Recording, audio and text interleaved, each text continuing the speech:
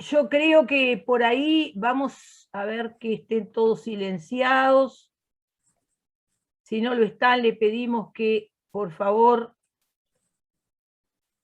¿Lo presentamos, Adriana? Sí, Cristina.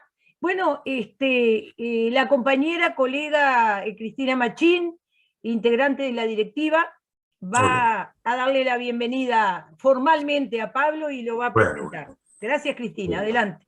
Bueno, primero que nada, muchísimas gracias por acompañarnos también todo el grupo, y bueno, esta noche tenemos a Pablo Roca, que nació en Montevideo en el año 1963, es doctor en letras por la Universidad de San Pablo y profesor titular de literatura uruguaya en la Facultad de Humanidades y en las Ciencias de la Educación, en la UDELAR, por supuesto.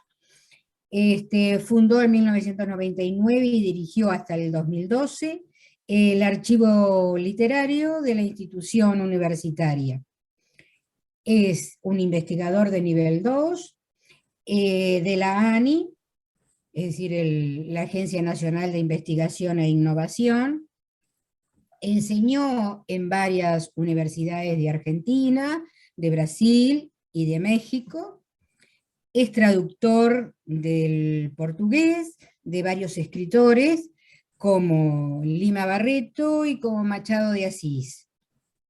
Entre sus libros podemos encontrar 35 años de marcha, crítica y literatura en el semanario Marcha y en el Uruguay, en 1999, que se volvió a reeditar, corregido y ampliado en el 2015. Horacio Quiroga, El escritor y el mito, en 1996, que también se volvió a reeditar en el 2007. Historia de la literatura uruguaya contemporánea en el 96-97. Que en coordinación con Eber Raviolo y Ángel Rama, Emir Rodríguez y el Brasil, Dos caras de un proyecto iberoamericano, 2006. Las revistas culturales del Río de la Plata, 1942-1964, en el 2009 el tomo 1 y en el 2012 el 2, y editó en el 2016 la correspondencia entre Antonio Cándida y Ángel Rama. Preparó también la edición de Ariel de Rodó para la editorial Renacimiento de Sevilla en el 2019. Y hoy nos convoca para hablar sobre José Enrique Rodó, su época y su labor periodística. Todo contigo. Si me equivoqué en algo, por Bueno, favor. muchas gracias, Cristina. No, la equivocación fue citar tanta cosa que después de todo, la educación ha sido hacer tanta cosa. Es decir, uno tendría que ser un poquito más breve en esta vida. Pero soy yo quien les agradezco que hayan depositado la confianza en mí para poder hablar de ese fenómeno tan extraño que es Rodó, porque realmente es un caso muy raro, ¿no? Yo no sé si a ustedes les les ha pasado, una vez que uno vuelve a sus páginas, encuentra siempre como modulaciones diferentes, ¿no? Cosas que antes no vio. En general eso sucede, desde luego, con las escrituras potentes, ¿no? Con las escrituras, los escritores realmente válidos, ¿no? Pero es un escritor muy extraño, Rodó. Es decir, su prosa, su ritmo, los temas que aborda, la inmensa variedad de cuestiones que trata. Cuando uno piensa que él no había cumplido 46 años cuando murió de esa manera tan triste, ¿no? Tan patética, en un hotel, el hotel se enfermó gravemente y murió en un hospital, pero quiero decir, su último alojamiento fue en un hotel en Palermo, ¿no? En Sicilia, en medio de la Primera Guerra Mundial, a donde había ido a porque quería conocer las fuentes de la cultura clásica que tanto admiraba, bueno, y no tenía dinero, y entonces tuvo que ir como corresponsal de la revista Caras y Caretas de Buenos Aires, y bueno, no había cumplido aún los 46 años.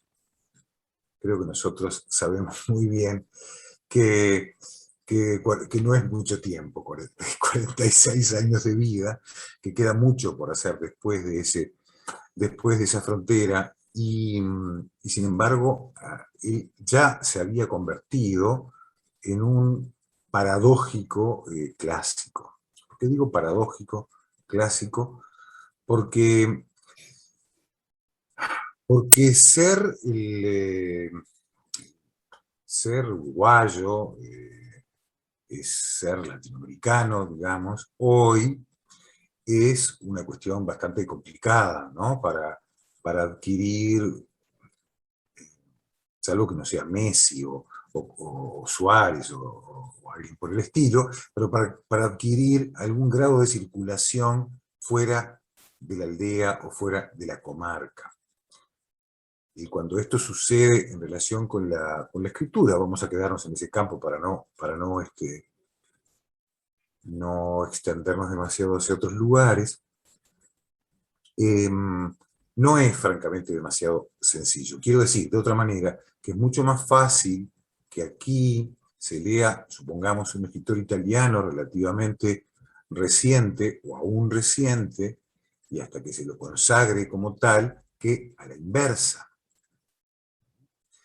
Sin embargo, bueno, digamos, esto es un problema para un sector muy fuerte de la obra de Rodó. Porque ustedes seguramente saben que hay muchos Rodó. Hay una zona de la obra de Rodó que es la que él preparó de manera más decidida, digamos, de manera más orgánica, que en verdad es la más breve, la más pequeña en su proporción. Esta zona es la más especulativa, es decir, es la menos vinculada de manera directa a los problemas propiamente locales, o si se quiere, propiamente americanos. Estoy hablando de Ariel, que si bien está dirigido a la juventud, está dedicado a la juventud de América, que es un folletito, ¿no? En su el texto es un texto muy breve, del año 1900, fue publicado en el año 1900, cuando ni siquiera había cumplido los 30 años de edad, ¿no? Pero es al mismo tiempo un texto muy complejo, en el que se reflexiona acerca de muchos temas.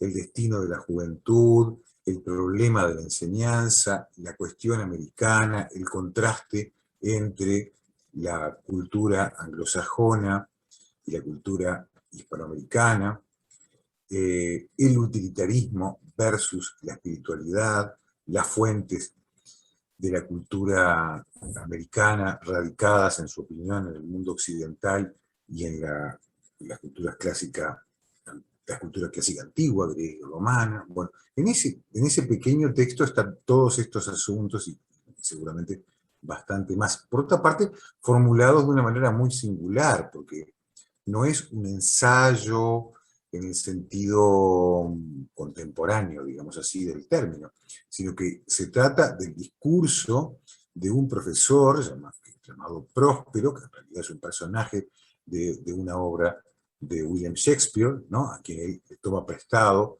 un personaje, ¿no? Que habla ante sus discípulos, que están todos mudos, ¿no? Como ustedes que están ahora mudos a la fuerza, digamos. Pero digamos, la idea es que el maestro habla para que luego los discípulos reproduzcan ese mensaje ante otros que se consideran como tales. Bueno, ese texto, si bien es un texto escrito aquí, en Montevideo, en el borde de 1899-1900, años en que aparece, tiene un propósito no precisamente demasiado local. Las referencias que hay a obras de carácter doctrinario, filosófico, ensayístico o literario, americanas son mínimas. Casi no son, por decirlo de algún modo, ¿no? Hay una referencia medio pasajera a Sarmiento, otra sin nombrarla, Alberdi, a Juan Bautista Alberdi, a partir de una cita, y una vaga mención a los cronistas de Indias. Todo el resto de las citas, que son una multitud, casi a veces asfixiante para la lectura, provienen de la cultura, o de la escritura, mejor dicho, europeas, aún contemporáneas, especialmente francesa. Bueno, hay otra obra que tiene esa misma pretensión entre filosófica y, bueno, por lo tanto, especulativa, y también un trabajo, digamos, como de estilista, un trabajo concentrado en la forma, que es Motivos de Proteo. Todos conocemos, seguramente, desde que somos chiquitos o chiquitas, algunas de las parábolas, ¿no? Es decir, que él toma, es una forma que él toma básicamente de la Biblia, y luego continúa la tradición no demasiado extensa, en la que esta forma se desarrolló, ¿no? Se podría decir que en buena medida Rodó consagra la forma parábola, ¿no? Es decir, el relato que tiene un objetivo simbólico. Todos conocemos, decía, por ejemplo, La Pampa de Granito, o La Despedida de Borgias, por citar los casos más difundidos, digamos así. Bueno, Rodó estaba trabajando al final de su vida en una segunda parte, lo que podría ser lo que él llamaba el ciclo de Proteo, de texto, que originalmente lo había publicado como libro con el título Motivos de Proteo en 1912. Bueno, siguió trabajando en eso, pero se murió, entonces no lo pudo concluir. Bueno, estas dos obras, Ariel, chiquitita, pero potente, ¿no? Y Motivos de Proteo, son dos piezas que con una pretensión, una legítima pretensión de escapar a la presión o la circunstancia de los lenguajes y los discursos locales. ¿Qué significa esto?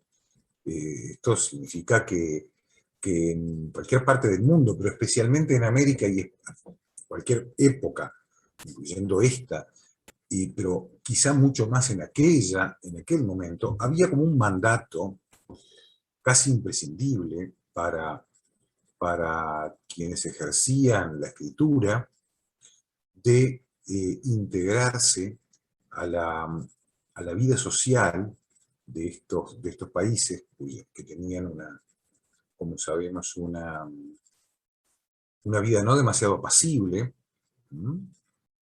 desde la construcción de la idea de la ciudadanía. Fíjense ustedes una cosa, Rodó nació en 1871. Su padre, que se llamaba como él, era catalán, inmigrante catalán, un inmigrante no demasiado típico, porque ya había venido con cierto dinero, ¿no? Había instalado aquí en comercio, en fin, y se había vinculado a algunas figuras muy notables, digamos así, del Partido Colorado en Montevideo, a quienes les administraba sus propiedades. Pienso, por ejemplo, a Andrés Lamas, Manuel Rioves. Bueno, es decir, se insertó en lo que en otra época se llamaba la tradición de la defensa, ¿no? Es decir, Montevideo, que fue cercado a partir de 1843 por Oribe y sus fuerzas, quedó ahí retenido hasta 1851, se le llamó a ese periodo la defensa de Montevideo. Bueno, en esa mentalidad y en esa convicción, digamos, se formó Rodó en su casa. entre otras cosas, leyendo los periódicos, muchos de los cuales tenía su padre en casa, y algunos libros, que no eran lo más frecuente. La edición de libros aquí empezó más o menos a funcionar hacia 1880. Entonces eran objetos bastante raros. No solamente por ser muy caros, sino porque lo que no había era un público. Bueno, decía, en esa visión del mundo se forma Rodó. Y esto hace que integrarse a la escritura supone, que es un poco el objetivo de esta conversación de hoy, por lo menos fue lo que le propuse a Adriana, supone necesariamente integrarse al periodismo. Me interesaba plantear este punto porque ustedes vieron que nosotros que conocimos otro mundo, para empezar conocimos otro siglo, lo cual hoy me impresiona mucho porque yo tengo estudiantes que han nacido en el siglo XXI, ¿no? Entonces, lo cual a uno le quedaba como lejos cuando era chico. Y bueno, nosotros que somos gente de 2 siglos, en ese sentido es lo mismo que Rodó, ¿no? Rodó también vivió 2 siglos. Mario Benedetti, que escribió un pequeño trabajo sobre él, en el 66, señaló, creo que con razón, que Rodó era más bien un hombre del siglo XIX. Es decir, que no se sentía de pronto demasiado cómodo en el siglo XX. Tal vez no tuvo tiempo para reconfigurarse, lo cual es muy complicado a partir de cierta edad, como todos sabemos, ¿no? Pero fíjense que él muere el 1 de mayo del 17, es difícil olvidarse del día por la fecha, la connotación que tiene la fecha del 1 de mayo, ¿no? Y en octubre de ese año triunfa en Rusia la Revolución Soviética. Es decir, pudo de algún modo avisorar ese cambio radical que se venía, pero no lo vio, no llegó a experimentarlo. Vivió una guerra mundial, que fue como corresponsal, según les comentaba, pero no vio su fin. Solo empezó a vivir de una manera lenta la pacificación del Uruguay. Todos sabemos que en 1904 hubo una revolución, o así se la denomina, en fin, un alzamiento de Aparicio Saravia y de su partido contra el gobierno de la época. Como resultado, en fin, de ese conflicto, Saravia muere, ¿no? En septiembre del 4. Pero en 1910 hubo otro alzamiento militar del Partido Nacional a cargo comandado por uno de los hijos de Saravia. Hubo algunos combates, rápidamente fue el movimiento fue sofocado. Quiero decir, el clima no era precisamente de paz, de disfrute, de la paz plena.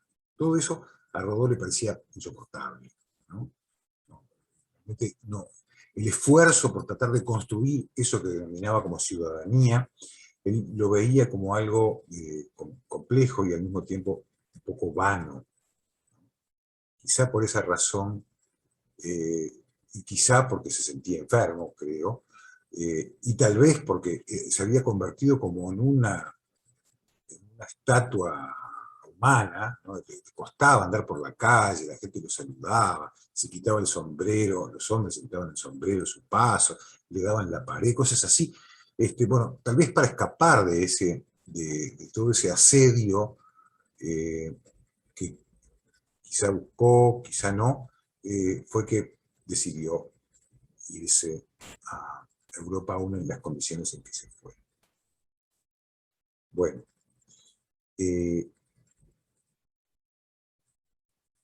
¿por qué Rodó se convirtió en un clásico? Entonces, es un poco curioso esto, ¿no? Porque, bueno, se supone que un clásico es un autor, bueno, los textos de un autor que se pueden leer y que nos siguen diciendo cosas, nos siguen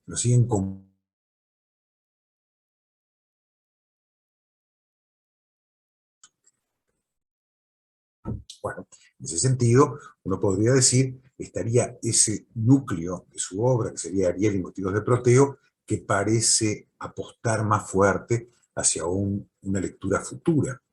Pero sin embargo, la gran mayoría de la obra de Rodó, diría, no sé, no lo sé en términos porcentuales, pero no menos del 60%, o sea, mucho más allá, mucho más de la mitad de su obra, es una obra de circunstancia, absolutamente de circunstancia, y además creada no para ser editada en libro, sino que creada para la prensa y las revistas. Ahora, ¿para qué tipo de prensa de prensa y de revistas? Nosotros que ahora estamos asistiendo a la desaparición de ese mundo, ¿no? Yo el otro día me sorprendí muchísimo porque vi después de mucho tiempo, yo lo compraba con cierta asiduidad, el Clarín de Buenos Aires de los sábados, que era hace cosa de 4 años era un diario corpulento, y ahora es una cosa muy pequeña. Es decir, realmente el papel, a partir de la transformación que está sufriendo el mundo electrónico, gracias a la cual nosotros podemos comunicarnos en este mismo momento, ha retrocedido. Y ya tenemos una nueva concepción, por lo tanto, del periodismo y también de la lectura, ¿no? Bueno, desde luego que ese no es el mundo en el que se desempeñó Rodó, pero, pero él entendió que el periodismo era un aspecto central, absolutamente central, para la construcción de ciudadanía y para la construcción de cultura, de alta cultura letrada. Serían dos cosas, ¿no? En este sentido, él hizo una serie de contribuciones, es decir, de reflexiones a propósito de cómo es hacer periodismo, cuál es el lugar que tiene el periodista en la vida social, en tierra tal como la nuestra, como dice en uno de sus textos, al cual me voy a referir ahora brevemente, voy a leerles algunos fragmentos.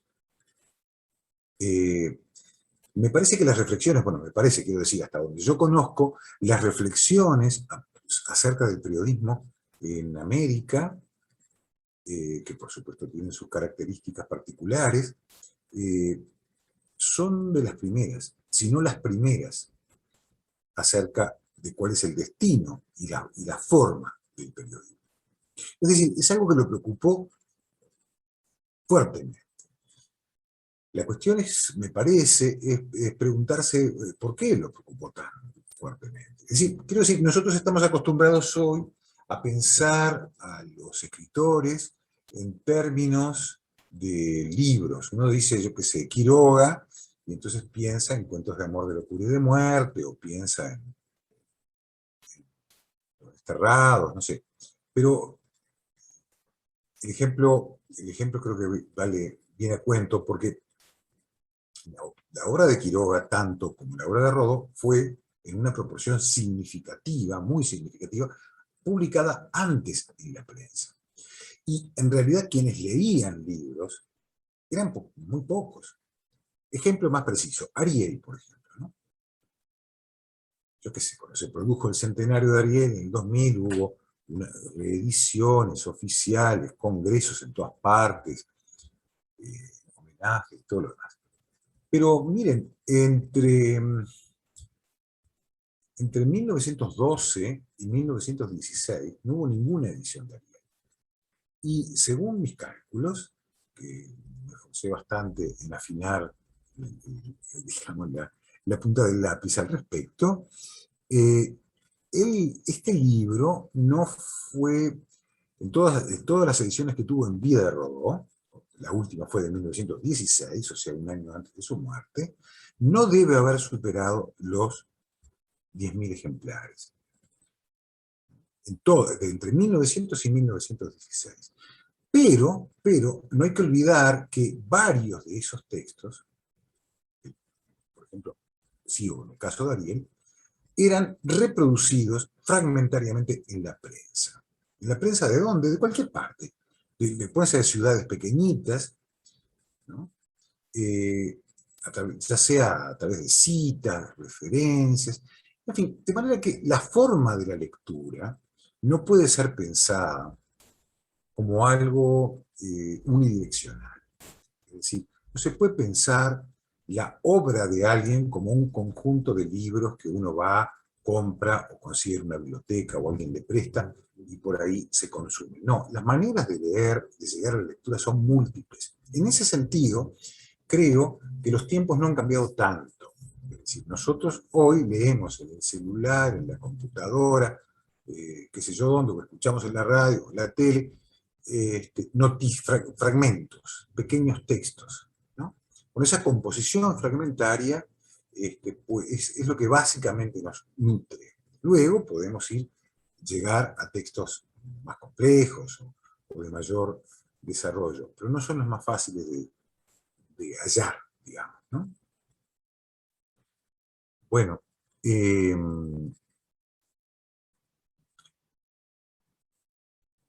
muy interesante pensar por qué, por qué el Uruguay hizo lo que hizo con Rodó de manera tan temprana.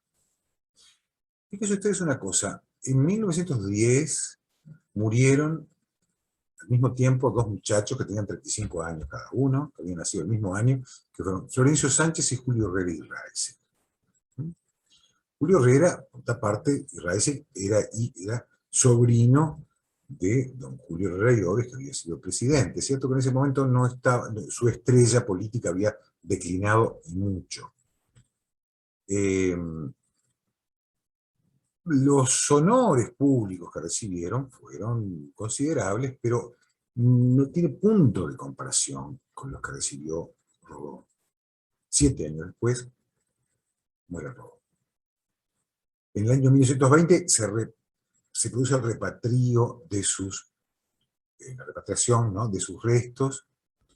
Yo he seguido en la prensa de la época, en algunos periódicos, el Bien Público, por ejemplo, lo que ocurrió realmente no se puede creer.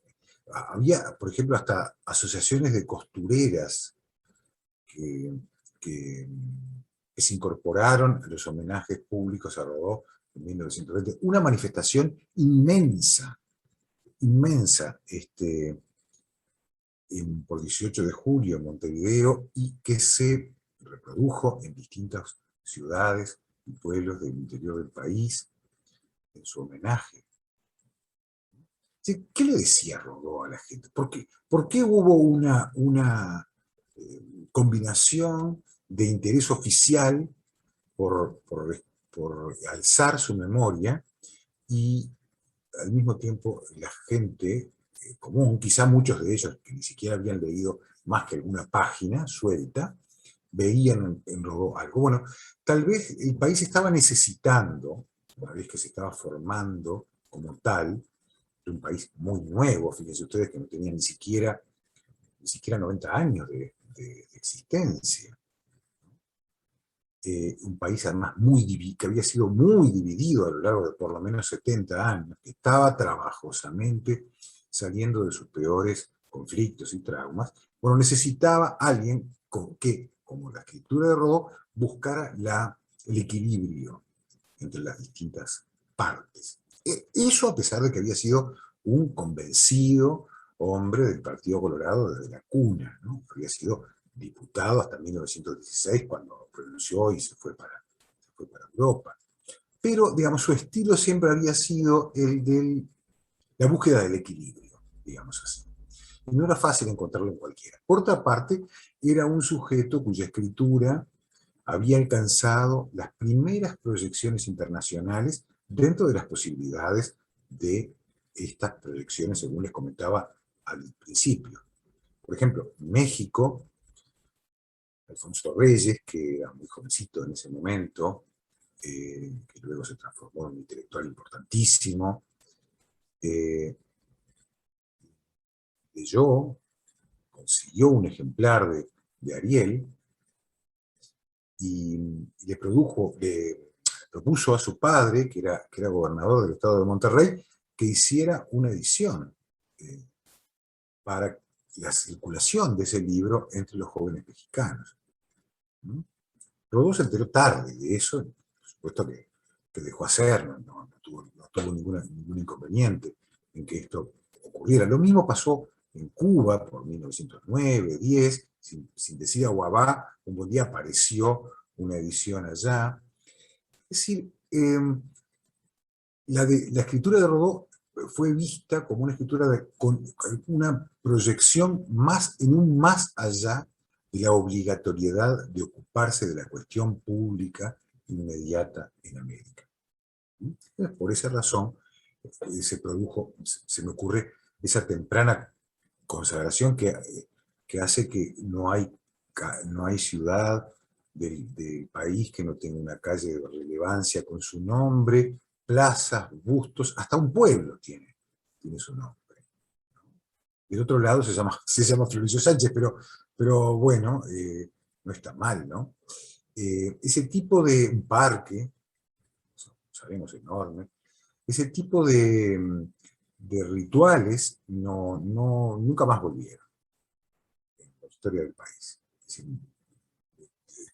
Quizá en los periodos anteriores ha habido ciertos esfuerzos por consagrar algunas figuras, como el mencionado Benedetti, un poco menos Juan Carlos Onetti, pero nunca con ese grado de unanimidad, digamos, ¿no? De acuerdo general. Bueno, no quiero romper mi promesa de hablar 40 minutos. Hay 3 textos que escribió Rodó a propósito del periodismo. Como les decía, él fue antes que nada un periodista. Y es interesante porque durante el siglo XIX y gran parte del siglo XX, no se puede imaginar la existencia de una escritura de cualquier naturaleza que fuere, y por lo tanto no se puede imaginar la existencia de una literatura sin periodismo.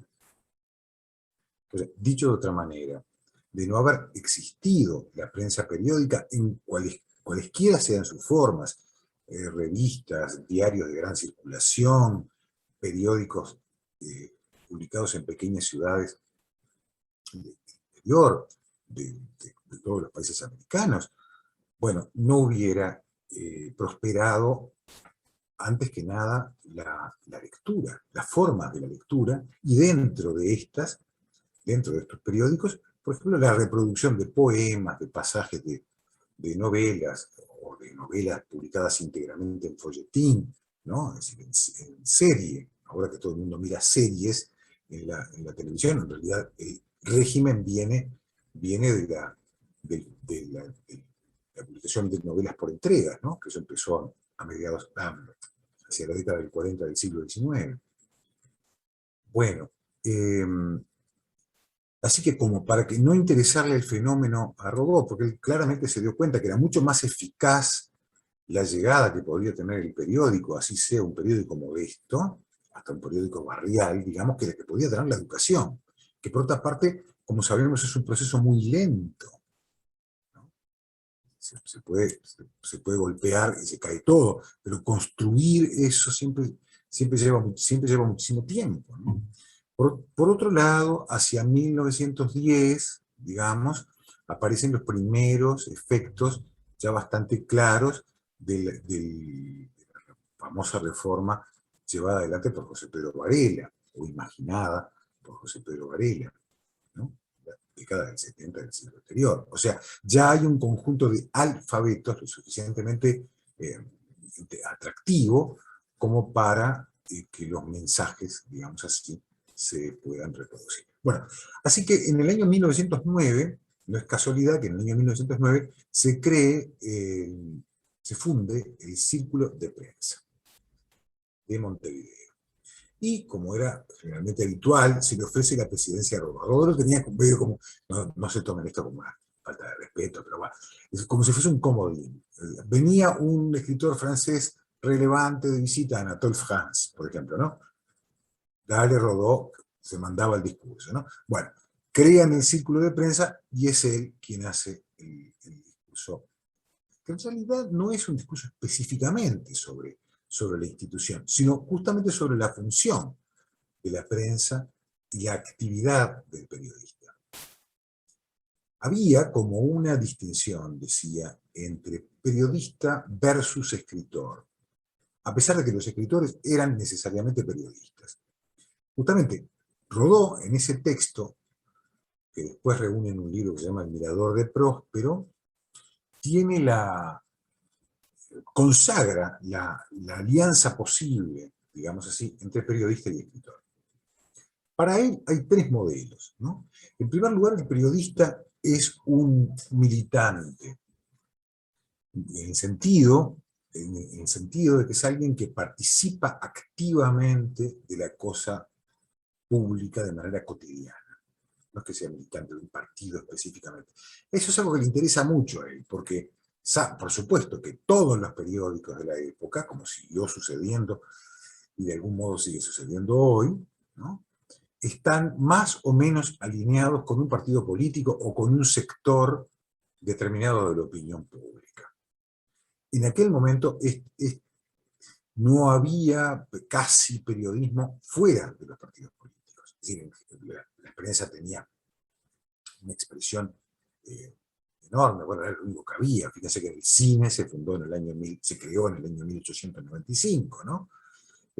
Así que era un mundo básicamente de letras, por lo tanto de lecturas.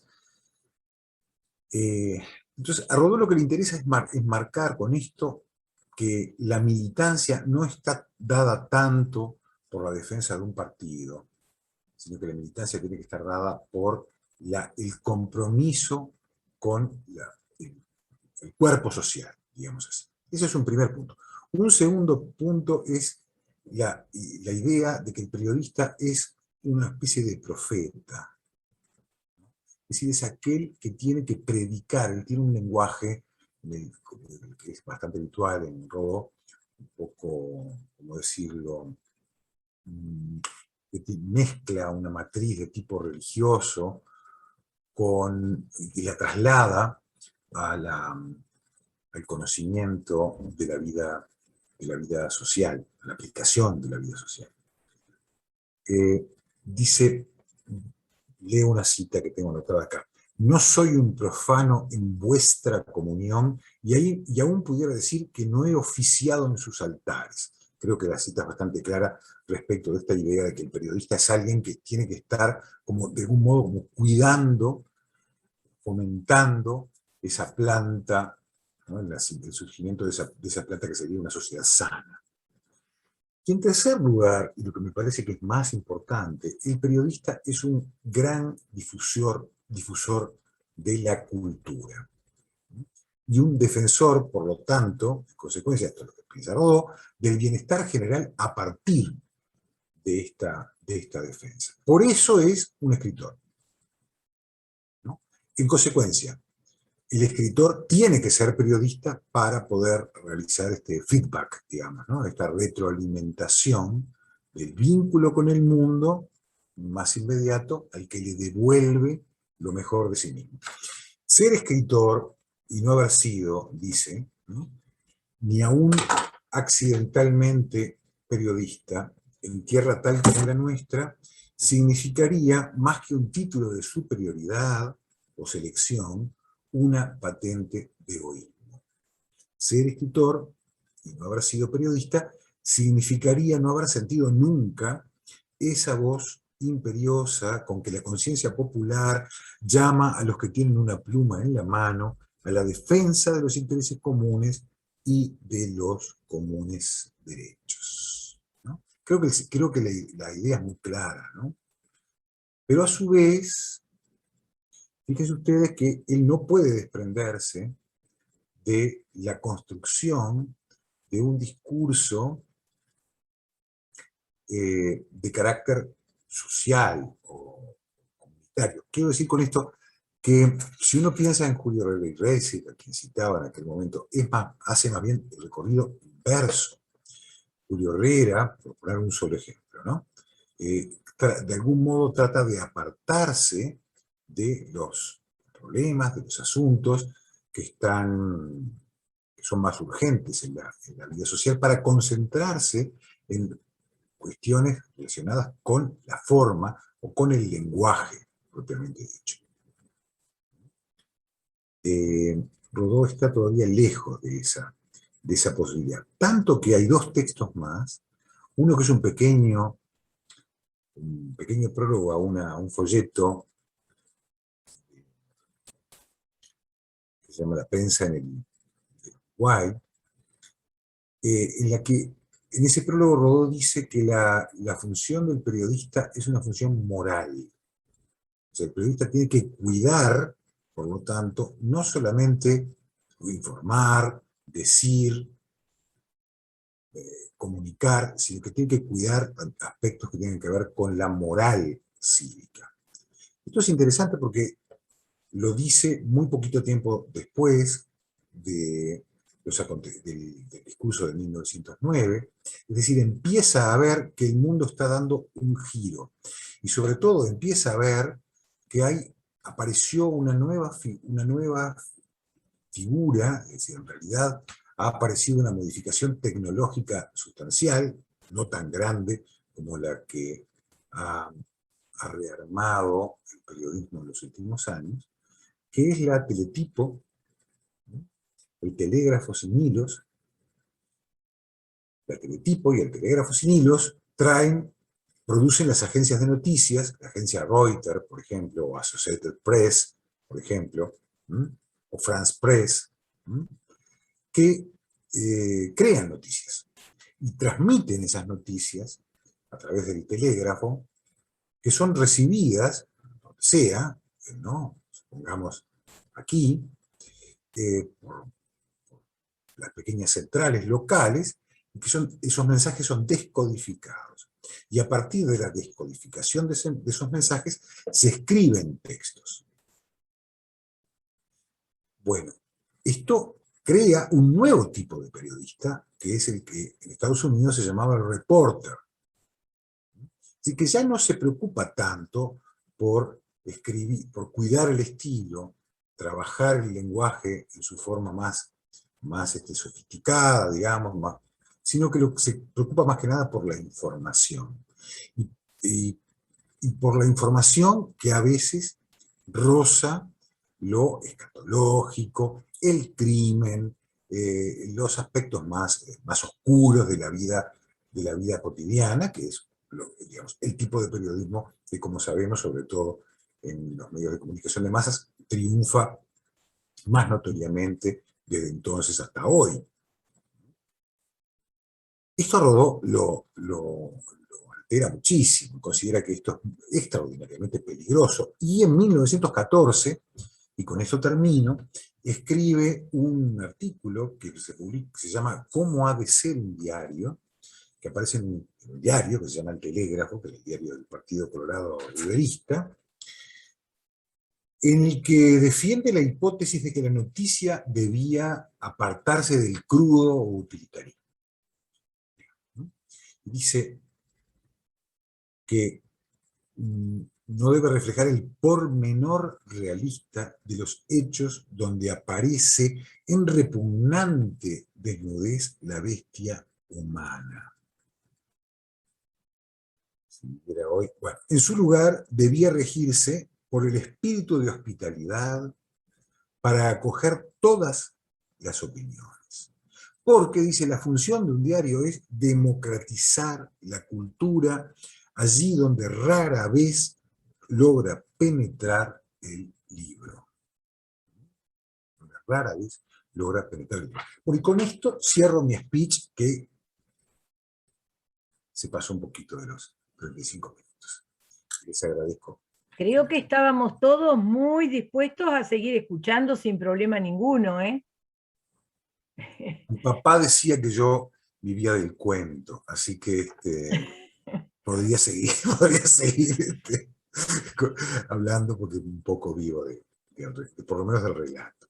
Pero con mucho gusto, si hay alguna Esas observación, alguna teletipo consulta. podrían hoy traducirse un poco a las redes sociales, Pablo, tal vez que dan esas noticias medio extrañas, 2x3, y que tienen poco del nivel moral al que se refería José Enrique Rodó. No sé si hay alguien que quiere plantear una interrogante, una pregunta por el chat, no ha aparecido nada todavía.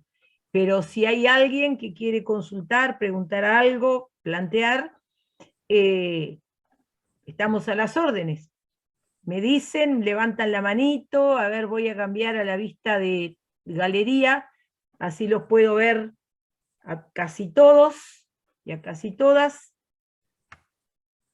¿No hay manos levantadas? Sí, Anabela alza. Te habilitas, ahí está, perfecto. Sí. No, mi curiosidad es si se estudia Rodó en las escuelas de periodismo, en facultades de comunicación, la UTU que da cursos, se basan en, ¿sabes si tienen realmente una base firme en este tema y si se estudia Rodó? Bueno, hay un libro de alguien que fue muy importante y está muy olvidado, porque tiene una obra también muy dispersa, que se llama Juan Carlos Sabat Pebet, que dicho sea de paso, es el padre que murió hace poco del gran dibujante y caricaturista Hermenegildo Sabat, Menchi Sabat, ¿no? Sabat Pebet tiene un libro muy breve que se llama Rodó en la cátedra. Es un libro del año, si no recuerdo mal, 1930, o sea, 13 años después de la muerte de Rodó, ¿no? Y es que empieza diciendo que hay que reconocerlo, hay que decirlo, en fin, que a Rodó no se lo lee. Entonces, por eso hace esa antología, es una selección de pasajes de Rodó con el objetivo de tratar de difundir más su obra. Y efectivamente, yo me acuerdo que Carlos Real de Azúa, que escribió desde muy joven una serie de trabajos que son fundamentales sobre Rodó, en el número 1 de Cuadernos de Marcha, que era la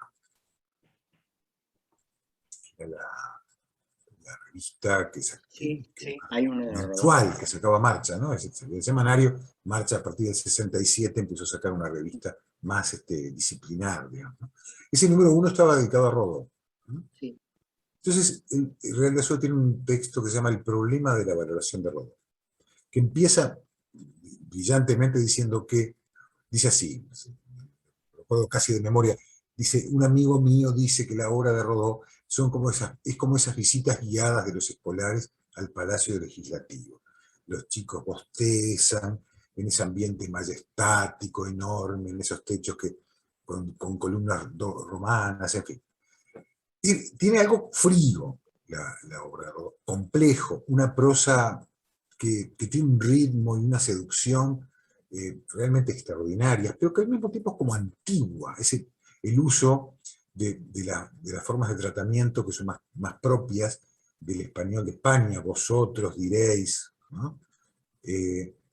Cuando justamente quizá en ese sentido Benedetti decía que era más un hombre del siglo XIX que del siglo XX, cuando ya entonces, ya en vida de Rodó, ese discurso empieza a ser modificado por otro que es el más contemporáneo, digamos. O sea, piensen, una vez más, cito a Quiroga, no tiene nada que ver el estilo de escritura que es mucho más ágil, más sintético, no tan coloquial, pero sí de Quiroga con el de Rodó. O piensen, por ejemplo, en Javier de Viana. Así que no es fácil, ¿no? No es fácil siquiera siquiera en, ¿cómo decirlo?, en niveles terciarios trabajar con los textos de Rodó. No obstante, para la sorpresa de uno, o no, con esta seguidilla de efemérides, fíjense que en el 2017 se cumplieron 100 años de su muerte. Bueno, ha habido congresos en distintas partes del mundo, quizá menos aquí en proporción, que yo mismo asistí a uno en México, por ejemplo, ¿no? Los ha habido en España, qué sé yo, en distintos lugares. O sea que hay algo en la obra de Rodó que sigue diciendo cosas, ¿no? Que sigue interpelando. No sé si conseguí, Anabela, contestar Sí. algo de... Sí, por acá Cristina Cayorda dice muy interesante la visión de Pablo, de lo periodístico, y que los profesores dicen no lo vemos desde esa visión. Sí, realmente creo que, no sé, las profesoras de literatura que están por ahí, si tienen más información, dice, ¿qué nos separa hoy de Rodó? Dice Cristina Cayorda. Probablemente un poco eso que Pablo mencionaba recién, ¿no? Bueno, claro, nos separa, es un mundo muy distinto también, ¿no?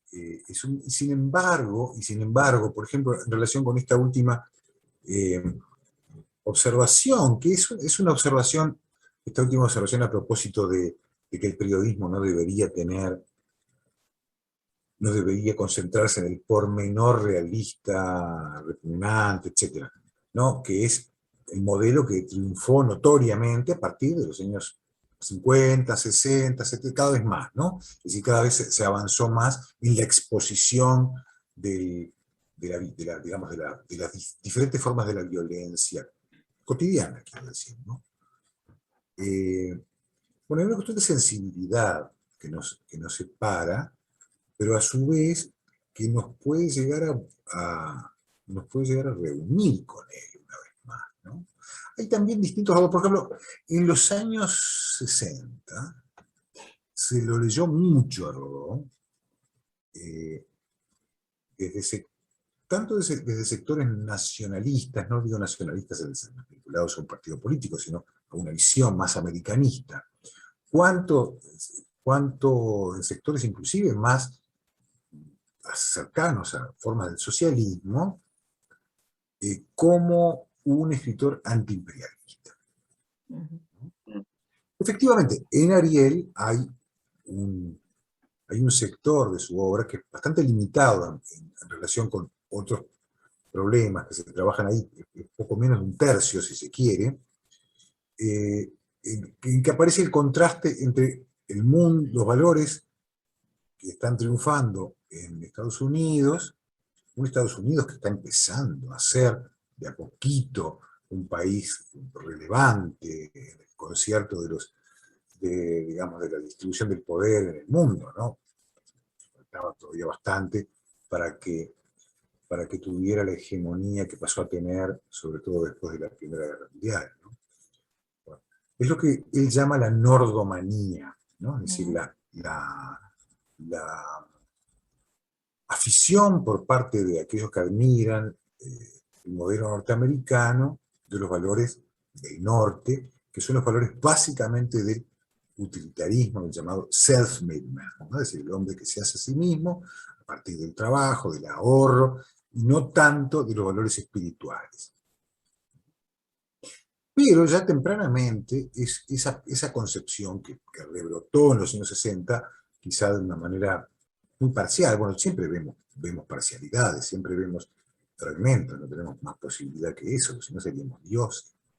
Bueno, pero ya en tiempos de Rodó, aún vivo él, empezaron a aparecer las críticas a su perspectiva, no tanto del lado de los defensores de lo que él llamaba nordomanía, sino del lado de los defensores de lo propiamente americano, digamos así. Porque en Ariel, él no dice una sola palabra sobre la situación del indígena, sobre los pobres, sobre, en fin, las formas brutales de la explotación, que como sabemos recorrían y siguieron recorriendo distintas distintas fases del territorio, ¿no?, americano.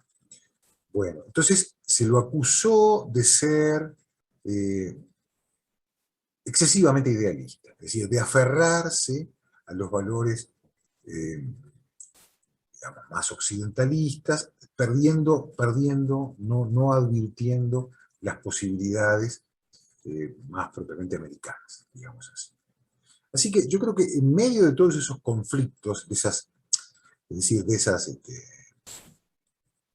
disyuntivas, es que aparece la riqueza de su pensamiento, ¿no? Es decir, de acuerdo a cómo uno se coloque, puede moverse. Él tiene algo de hecho, tiene algo de pica su pensamiento, ¿no?, en el sentido de que se mueve para un lado, para el otro. Yo siempre comento que con diferencia de unas semanas, en 1916, él escribe un artículo en defensa del servicio militar obligatorio, que es una de las cosas que lo distancia fuertemente de José Valle Ordóñez, que era su desaparición, y pocas semanas después escribe un artículo simpático, digamos así, con los anarquistas. Tiene que ver una cosa con la otra, es decir, nada, no, más bien son como los polos opuestos, ¿no? Pero de algún modo él estaba como buscando la línea del medio, siempre, ¿no? Y en fin, esas cosas a veces rinden. Inés Cereijo, Pablo, te está preguntando, dice, con respecto a la posición de Rodó sobre la mujer. Bueno. Es un hombre de su tiempo, ¿no? De ese 900 también. Sí. Que yo sepa, no tiene, digamos, es una pregunta importante, porque es una pregunta además muy actual, ¿no?, que tiene que ver con las cuestiones contemporáneas. Es cierto, él que en esa condición de... A ver, él era se podría decir un intelectual, en el sentido moderno del término, ¿no?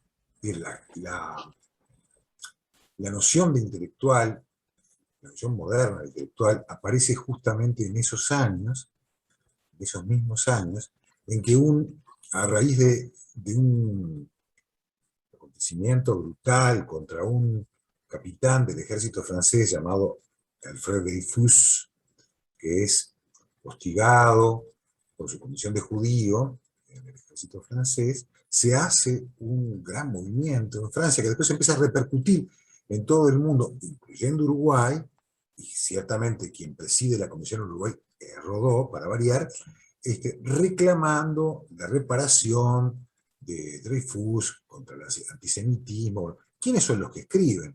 Los que participan de ese reclamo. Aquellos que se definen por su actividad en el mundo de la inteligencia, digamos así. Es decir, escritores, médicos, abogados, es decir, ya no necesariamente políticos, ¿no? Bueno, es en ese sentido que Rodó es un intelectual, pues se mete en todas las cuestiones de la vida social. Ciertamente en relación con la mujer, que yo sepa, no tuvo una intervención clara. Bueno, hay un artículo que él publicó en México, en una revista mexicana, en el que habla de la mujer que escribe. Y la verdad es que sus ideas al respecto son bastante tradicionales, por decirlo de una manera. Es decir, todo lo que pudo tener de renovador o bueno, de discutidor respecto de otros asuntos no lo hace en relación con como tampoco se mete con el niño, supongamos, ¿no? Más allá de su famosa parábola mirando jugar a un niño.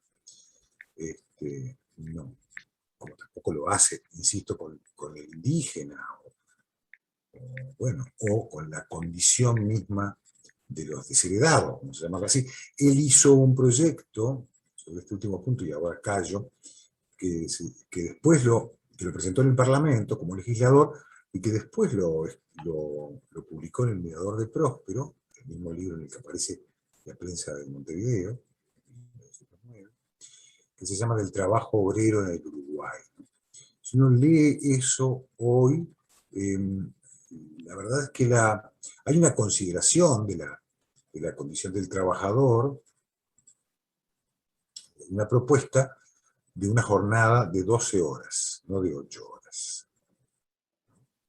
Uno no puede decir, bueno, era bastante conservador la posición. Efectivamente sí, pero no hay que olvidar que no había jornada de nada, no había límite de trabajo en absoluto hasta entonces, y que fue todo esto producto de una negociación entre distintos sectores empresariales, patronales, etcétera, y que además la fuerza del movimiento obrero era muy limitada en ese momento.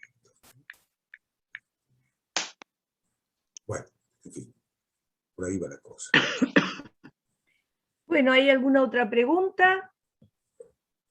Por ahí, Cristina Cayorda dice, llegan mucho las parábolas, pero Ariel generalmente no se aborda en secundaria, siendo que Próspero es el profesor que despide a sus alumnos. Una de esas por eso, ¿no?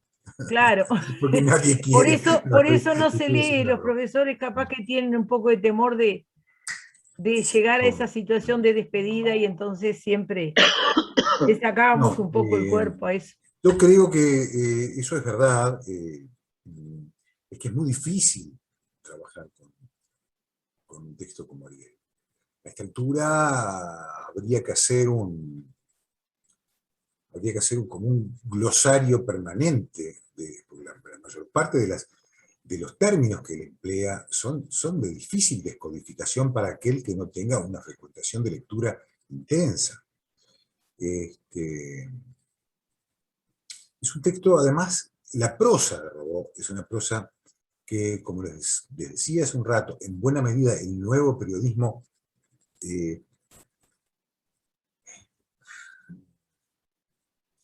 ¿cómo decirlo?, dejó atrás. Cuando digo dejó atrás no quiero decir que sea obsoleta ni descartable, simplemente que la corrió hacia un lugar un poco más selecto, digamos así.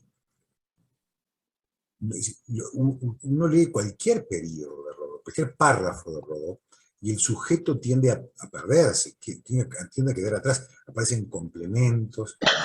Entonces, no es un texto de fácil lectura. Eso está buscado. En cierta forma, es una prosa, además, que está muy ligada a un género que ya no existe más, parece, en el país, que es el de la oratoria. Entonces, creo que es muy difícil encontrar a alguien que sepa realmente, que tenga dotes de orador, es decir, que sea capaz de armar un discurso lo suficientemente apto como para que las cláusulas que utilice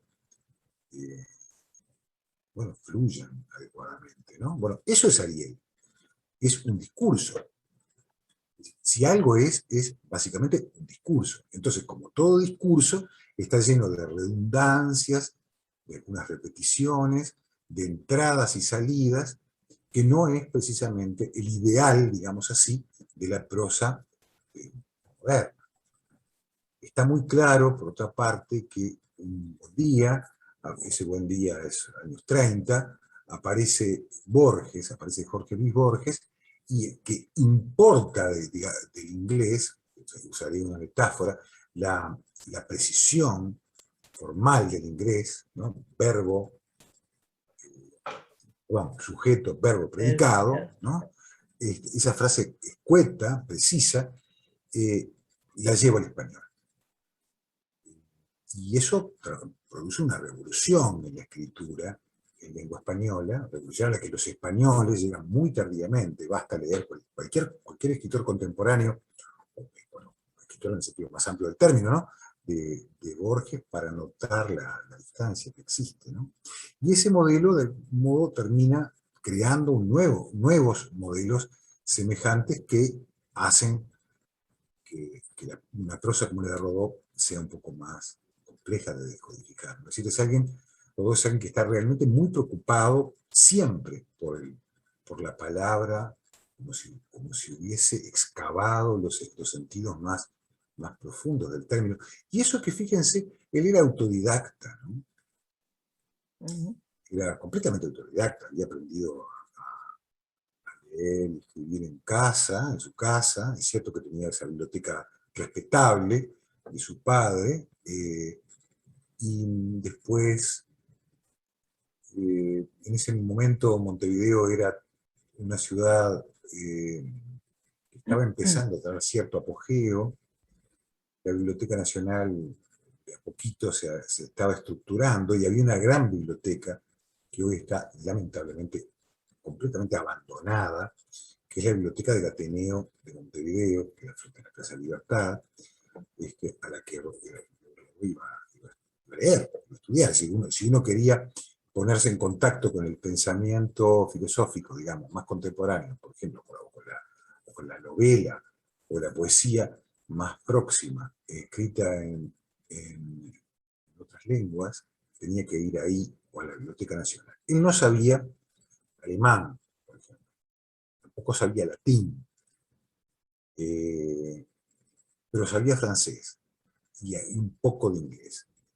Y en ese momento, la industria editorial francesa, a través de algunas revistas editoriales como Mercure de France, Flammarion y otras, eran como un gran archivo de lo que se estaba produciendo en el mundo. Así que a través del francés pude leer, supongamos, la filosofía alemana idealista y vitalista, Nietzsche, Schopenhauer, por ejemplo, ¿no? Que llegaron con cierta rapidez desde las traducciones al francés. Luego fueron traducidos al español. Este tipo de recorridos me parece interesantes para ver de dónde sale alguien, ¿no? De dónde salen las ideas de alguien, que de algún lado salen, ¿no? Lo interesante de América, en todo caso, está, para volver al principio, lo que les planteaba al principio sobre qué es ser un clásico aquí, y esto no es una idea mía, ¿no?, sino de Carlos Fuentes. Decía, bueno, nosotros, los europeos, tienen la Biblia, pero los americanos tenemos la Biblia y el Popol Vuh, ¿no? Es decir, la Biblia de los Mayaquiche. Es decir, hay aquí un interés por aquello, por aquel mundo, pero también una circunstancia americana que presiona. Y eso, tal vez Rodó sea eso, sea la alquimia hasta cierto punto perfecta de esa reunión, ¿no? La voluntad de convertirse en un escritor más allá de las fronteras, ¿no? Con la voluntad de tal.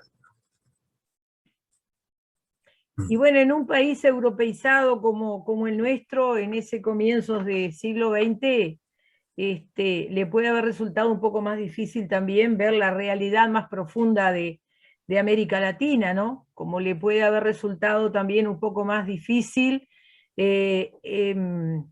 separar el tema del obrero y el capital y no tener que darle alguna solución más profunda a ese tema, porque el vallismo también se trataba un poco de eso, ¿no? Posiblemente, sí, digamos, que de un país europeizado, sin duda, ya conocemos las causas, y en ese sentido las diferencias con muchos países de América son muy grandes. Claro.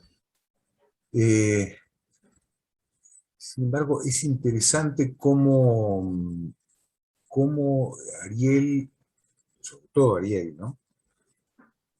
Pero no solo, ¿no? No solo Ariel, rápidamente produjo muy rápidamente, ¿no?, una corriente de cierta simpatía o interés en lugares, en Perú, por ejemplo, en Bolivia, a veces con reacciones, con acercamientos francamente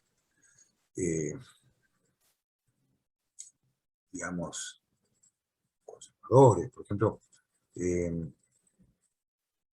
Alcides Arguedas, no confundir con José María Arguedas, ¿no?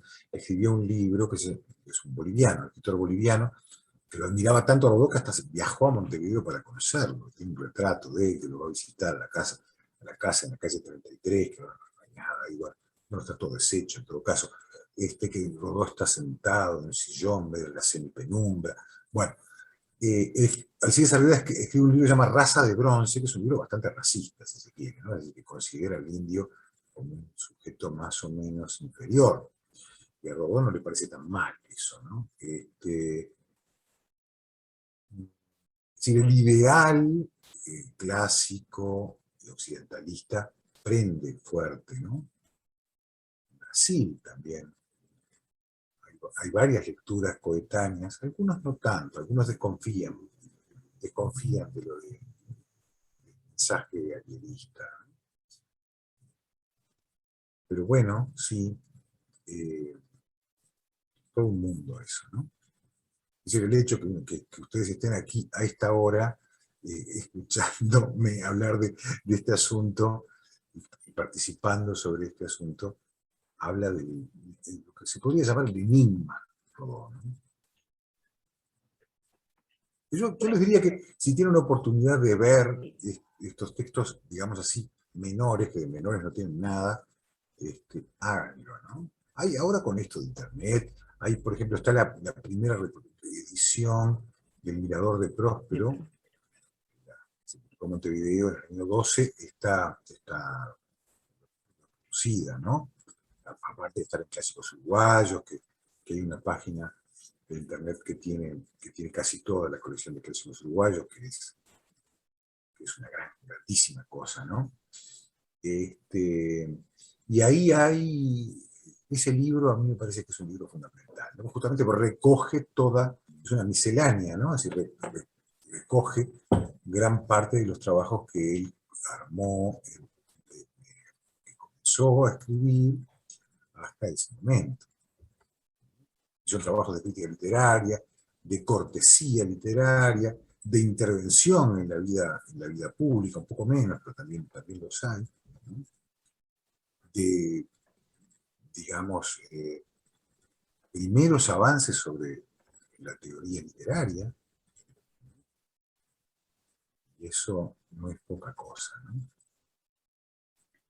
A mí me contó un pajarito que por ahí en el taller de Mirtana López están trabajando duro con Rodó, han tenido un acercamiento muy importante a Rodó, y no sé si alguien no nos quiere contar qué experiencia ha tenido con ese acercamiento a Rodó, que si ya lo habían conocido de antes, si fue un encuentro recién ahora. No sé, no hay nadie que se anime a contarnos brevemente para cerrar. A ver, no, dice Mirtana, no quiere saber nada. ¿Nadie quiere, Mirtana? ¿Qué cosa? Bueno, esto es... Levanta la mano alguien, Adrián. A ver, Alberto. Sí, a ver, ¿me escuchan? Alberto, perfecto. Ahí va. Bueno, yo le quería al profesor preguntar respecto a dos cosas que tienen que ver, que yo creo que tienen que ver, y a ver cuál es su opinión. Últimamente hemos escuchado al ministro de Cultura junto a otros estudiosos de la obra de Rodó, por ejemplo, el presidente de la Sociedad Rodoniana, decir que Rodó es el autor que se sigue editando, es decir, cuya obra se sigue editando en el mundo entero, o por lo menos hay en cantidad de ediciones y en cantidad de... Ha habido como un contraste entre lo que se habla de Rodó, lo que se analiza o lo que se discute internamente dentro del país que lo vio nacer y dentro de otros ámbitos más públicos, etcétera, y la edición, curiosamente, la edición mantenida y bastante grande de sus textos. Y por otro lado, usted dijo que Rodó nos sigue, una frase que yo he escuchado muchísimo ya, Rodó nos sigue interrogando. Rodó nos sigue interrogando. Y yo pregunto, ¿de qué nos sigue interrogando? ¿Qué nos interroga Rodó a su criterio? ¿Sobre qué nos interroga Rodó? Si es que nos ponemos del lado de los que realmente, de la mayoría que interroga, ¿verdad? ¿De qué nos podría estar interrogando Rodó? Y finalmente, quiero que me diga si eso tiene algo que ver también, más allá del estilo con que escribe, etcétera, que ya entendí lo de la dificultad, pero también hay que entender el entorno y el tiempo en el cual se vivía.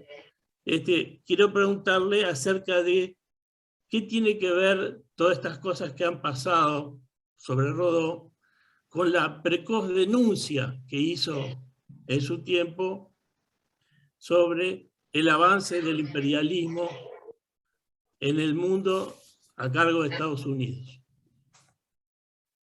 Bueno, son muchas cosas, pero trataré de ser breve para tratar de, en la medida de mis posibilidades, de responderlas. En primer lugar, yo en general no participo de, ¿cómo decirlo?, de cuestiones más bien de tipo estadístico, ¿no? El escritor tal o el pintor cual es más o menos conocido, no lo conocemos. Es cierto, en algunos casos si uno dice Picasso, inmediatamente asocia con determinadas imágenes. De pronto si uno dice, qué sé yo, Vecino, que hay una exposición ahora muy linda en el Museo Nacional de Artes Visuales, ya ahí la gente vacila un poco más. Pero lo cierto es que habría que ver en comparación con qué o con quiénes Rodó es poco o mucho editado. Lo que pasa es que ahora esto además se ha relativizado de una manera absoluta, porque las ediciones, sobre todo de los textos que están en dominio público, como es el caso de Rodó, o sea que lo podemos editar nosotros ahora si queremos, no tenemos que pagarle derechos a nadie, circulan más electrónicamente que en papel, ¿no? Es decir, hasta la irrupción del mundo electrónico era bastante fácil establecer niveles de aceptación o de lectura a partir del número de ediciones, como hice en la conversación de hoy, a propósito de las ediciones de Ariel de 1900 y 1916, ¿no? Así que no es una pregunta fácil de responder, y me parece que afirmar que se lo conoce, se lo lee más en el exterior que aquí, o que aquí sí o aquí no, todo eso entra en un plano de cierta relatividad. Habría que ver espacios. Creo que Adela preguntaba por la UTU, por primaria. Bueno, ahí me parece que en ese espacio no funciona, y no funciona básicamente por una cuestión de lenguaje, ¿no? De escasa de empatía, para usar una palabra que está un poco de moda ahora, entre quien lee y lo que se lee. En el plano universitario puede ser un poquito más. Es bastante notorio lo que está ocurriendo ahora, ¿no? Que hay aquí y ahora, que hay una cierta utilización, no lo digo en un sentido duro o despectivo del término, sino de apelación a Rodó por parte, digamos, de las autoridades, para tratar de proponer un pensamiento que, en el caso de Rodó, es muy claro, se finque desde el punto de vista político en relación con el liberalismo. Eso es bastante claro. En segundo lugar, si no entendí mal lo que usted planteaba, yo intenté comunicar, que en verdad lo de Ariel y el imperialismo norteamericano me parece que no es tan así, no es tan así. Es decir, él lo que en todo caso, hay una famosa frase que dice, los admiro pero no los amo, ¿no? Que aparece en Ariel, ¿no? En todo caso, lo que a él le preocupa no es la injerencia del Estado, del gobierno de Estados Unidos, en los países vecinos, que todavía no era tal, ¿no? Es decir, en realidad, en 1900 eso aún no había ocurrido, salvo en Cuba, en 1898, pero bueno, ahí fue, en principio, era todo, estaba muy fresco, ¿no? En principio había sido una intervención en apoyo de los insurrectos, de los nacionales cubanos contra España, y después se van quedando, ¿no es así? O sea, todavía no está demasiado claro el fenómeno de lo que sin duda se puede llamar, me parece a mí, imperialismo. Eso se va a hacer muy notorio muy poco tiempo después. Lo que le preocupa a Rodó, sobre todo, es el triunfo de los valores insisto una vez más, del utilitarismo, ¿no? Lo dice muy claramente. O sea, la preocupación por el dinero, por el ascenso social y el abandono de los valores espirituales. Y esa es la zona en la que produce divisiones, digamos así, porque no hay una compensación, no es el discurso de Ariel no es un discurso social, no es un discurso de compromiso social. Tanto es así que cuando triunfa la Revolución Cubana en 1958, uno de sus intelectuales más orgánicos, murió, Roberto Fernández Retamar, que fue luego presidente de la Casa de las Américas, que era y es la institución cultural oficial del gobierno cubano, escribe un libro que se llama Calibán.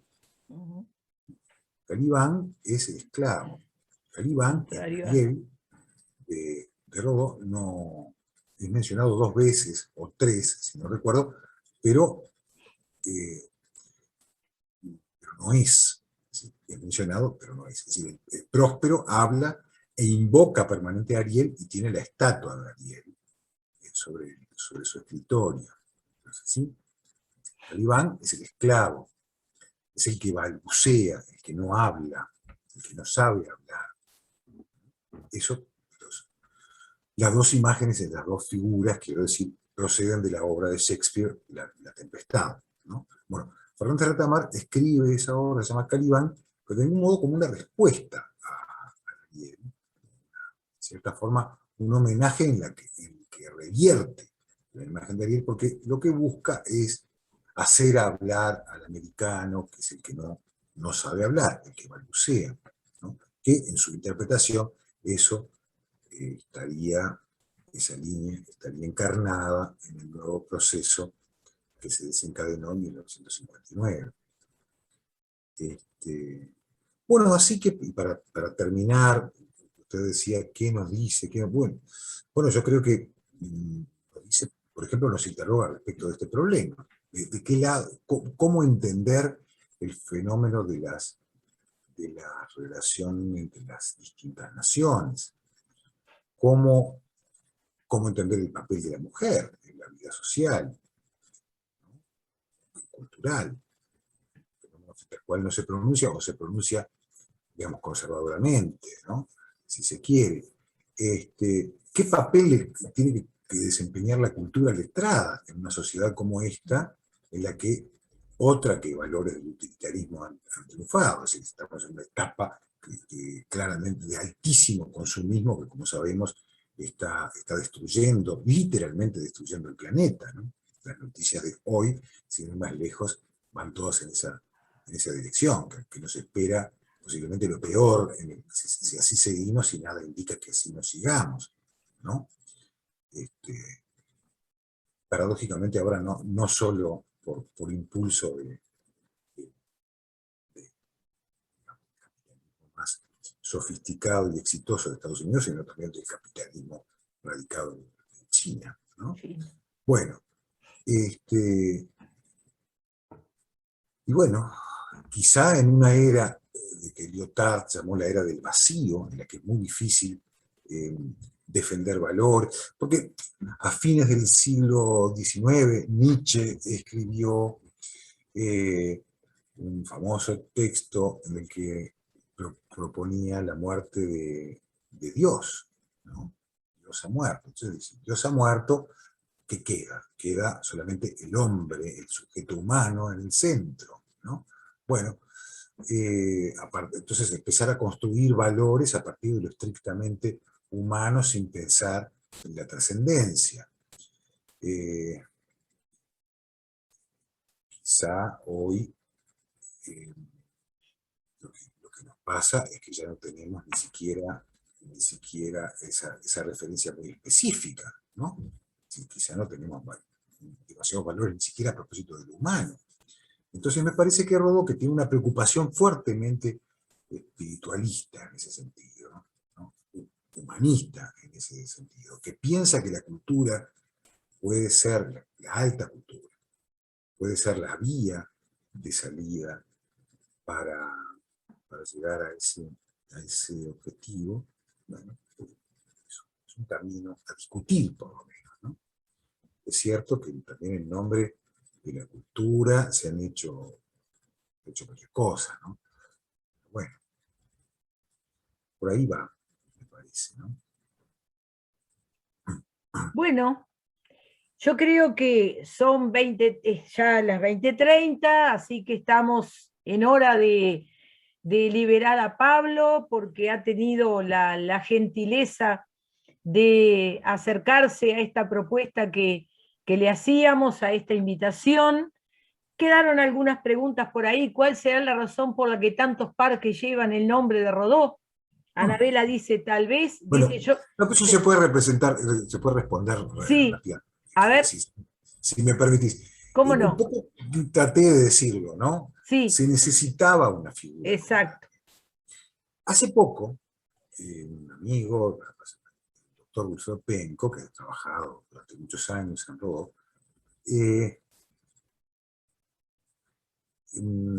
dio a conocer una carta que Rodó escribió a un amigo que se llamaba Juan Francisco Piquet, que estaba censurada por la familia de Piquet. Está publicada en las obras completas que armó Emilio Rodríguez Monegal, su centenario ciertamente se está ocurriendo ahora también, ya están con las fechas, pero esa parte está, por ahora, reaparece.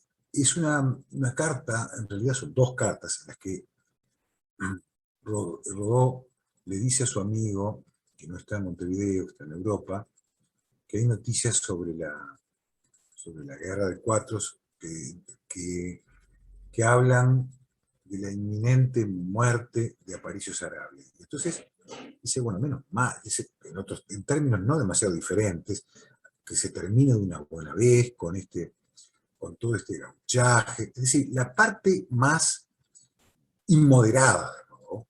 Ha sido la parte que se ocultó. ¿Es así? Y él era extraordinariamente mesurado, medido, inclusive en su correspondencia, porque como sabemos, la máxima latina es scripta manent verba voler, no lo que se escribe se mantiene, lo que se dice se va. Ahora no se va porque no, No, se uno queda graba igual. todo, yo qué sé, estamos en el mismo plano, por así decirlo. Pero digamos, él era consciente de que existía, que la correspondencia es una forma de la literatura, es escritura y como tal, entonces no solamente se puede mantener y se mantiene, y por lo tanto eventualmente se multiplica, sino que también es una modalidad del estilo y de la escritura. Así que dosificaba muy bien. En este caso se le escapó, digamos, o simplemente que estaba cada vez más cansado de algo que nos pasa tal vez a todos en la vida, ¿no? Cuando uno ve que las cosas en las que uno cree no prospera, entonces termina quizá saliendo, buscando el camino más rápido. Sería objeto de otro tipo de consideraciones. En su caso, el camino más rápido fue irse del país. Claro. Y apartarse. La correspondencia justamente muestra que tenía planes de no volver. De volver y después radicarse en España. Es decir, convertirse ahí en un escritor de otra esfera, ¿no? Con otras posibilidades. Así que lo de los parques y todo eso tiene que ver me parece, con elegir una figura que sea lo suficientemente equidistante, equilibrada, como para representar la mayor cantidad posible. Eso coincide además con la multiplicación de lo que Devoto llamó una muy buena imagen el culto artista, ¿no? Se produce justamente hacia 1915, 1920, ¿no? El país empieza a armarse bajo la idea de que es necesario compartir, porque la verdad es que hasta 1900 el relato histórico estaba construido o identificado del país con uno de los partidos, que era el Partido Colorado. Seguramente todos ustedes saben que en la Plaza Independencia había un monumento que no era el de Artigas, sino que era el de Joaquín Suárez, que ahora está en la Plazoleta Suárez, ¿no es así? Fue trasladado por ahí. Es decir, la figura central era el presidente de la defensa de Montevideo. Llevó mucho tiempo de pactos, de transacciones, buscar figuras. Así único servía como, digamos, el filósofo americano. Bueno, muchas gracias. Muchísimas gracias. Anabela, que ya se fue porque tenía un compromiso, dice, yo lo relacionaba por lo de mirando jugar a un niño. Bueno. Sí, a uno le quedan siempre imágenes. Claro. ¿no? Era de las cosas que más se trabajaban a nivel sobre todo de primaria, bueno, y del primer ciclo de secundaria también. Bueno, yo creo que corresponde liberarte, como te decía recién Pablo, muchísimas gracias.